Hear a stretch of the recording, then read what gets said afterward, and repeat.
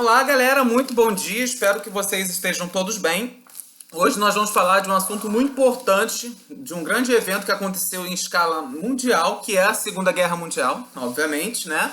É muito recorrente em provas de concurso, então nós temos que dar um enfoque legal aí para esse evento. Hoje nós vamos falar dos antecedentes do conflito em si. Os desdobramentos desse conflito nós falaremos numa próxima aula, no nosso próximo encontro.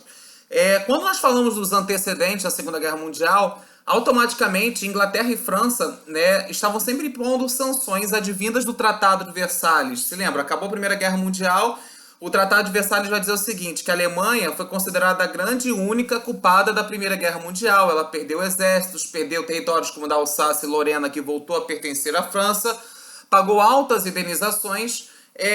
E automaticamente isso suscitou na Alemanha, com a queda da República de Weimar e a ascensão do nazismo em 1933 com Adolf Hitler, quando ele se torna de fato o Führer, um sentimento revanchista, nacionalista, patriótico, fomentado pela propaganda nazista, no intuito de automaticamente impor, não aceitar as sanções do Tratado de Versalhes. Então o que nós percebemos é que o Hitler ele não irá respeitar as medidas que foram impostas por França, Inglaterra e Estados Unidos ao Tratado de Versalhes. Isso leva um descontentamento e uma nova visão de que um conflito em escala mundial estava próximo, tanto que nesse momento as alianças da Segunda Guerra Mundial vão acontecer antes do conflito, tanto que nós vamos ter o famoso eixo do mal, o eixo Roma-Berlim-Tóquio, ou seja, Roma, Itália, Berlim, Alemanha, Tóquio, Japão, que é conhecido como o eixo fascista, nazista, e o eixo da resistência, vive la résistance, como já fala francês,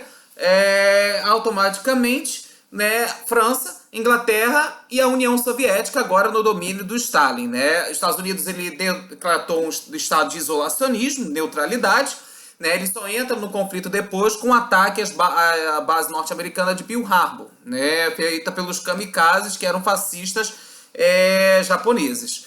Merece destaque que de que forma o Hitler ele nega o Tratado de Versalhes. Primeiramente, ele investiu na militarização do seu país, com a formação de indústrias bélicas. Segundamente, ele fez a ocupação militar na região da Alemanha, por meio do Tratado de Versalhes, ele estava proibido de ocupar, da Renânia, perdão, que era uma região fronteiriça da Alemanha com a França. Veja, fronteiriça entre a Alemanha e França, isso poderia suscitar uma nova invasão por parte da Alemanha em relação à França. Isso estava proibido no Tratado de Versalhes. Depois, a união com a Áustria, essa união foi proibida, inclusive dentro do próprio Tratado de Versalhes, e a ocupação das regiões provindas da Tchecoslováquia, com a incorporação do que nós chamamos da região dos Sudetos, que era uma região considerada estrategicamente favorável para possíveis invasões futuras e com a grande presença de reservas de minerais. Pessoal, automaticamente, França e Inglaterra não gostam disso, percebem que, na verdade, o Hitler está querendo se defender e formar ofensivas para um conflito de escala mundial que se aproximava.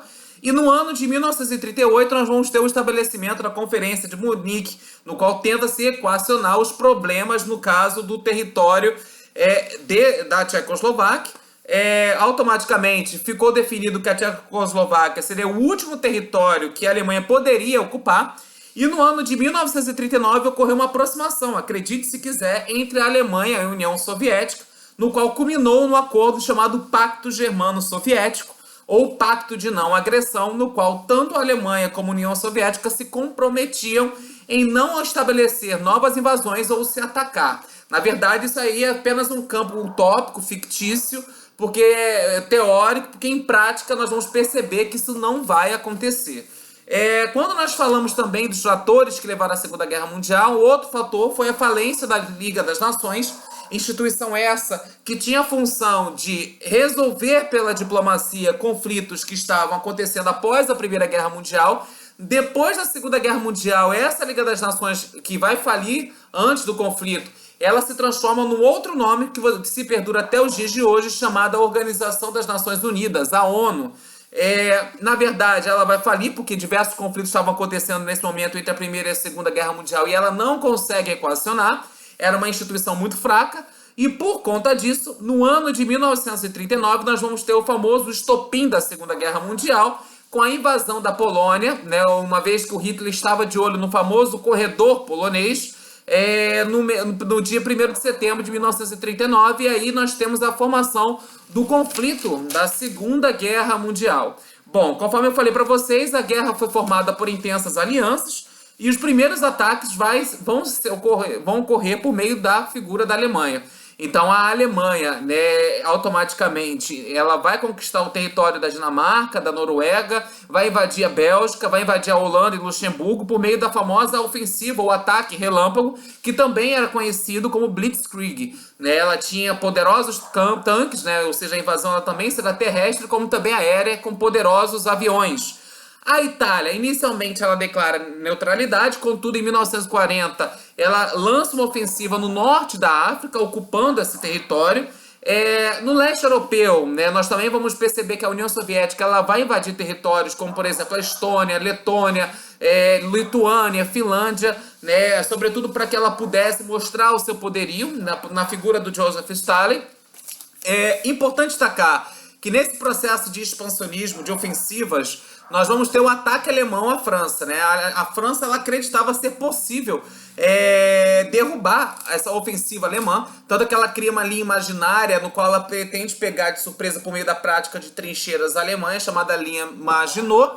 E nós vamos perceber que Hitler dá o ataque avesso. Né? Ela imagina que Hitler vai invadir aqui, e Hitler invade do outro lado pela figura de Paris por meio da invasão da Bélgica e de Luxemburgo. É importante destacar que quando Hitler consegue ocupar a capital da França, Paris, no norte da França ela era governada e no sul foi formada uma república pró-nazista chamada República de Vichy. E aí o que vai acontecer? Nós vamos ter a fuga, né, de Charles de Gaulle, né, que era o general francês. Ele foge para a Inglaterra e de lá ele coordena os seus discursos, seus comandos, né, mantendo a sua resistência contra o nazismo, mesmo tendo a França sido invadida, e todos os discursos eles eram emitidos pela rádio BBC.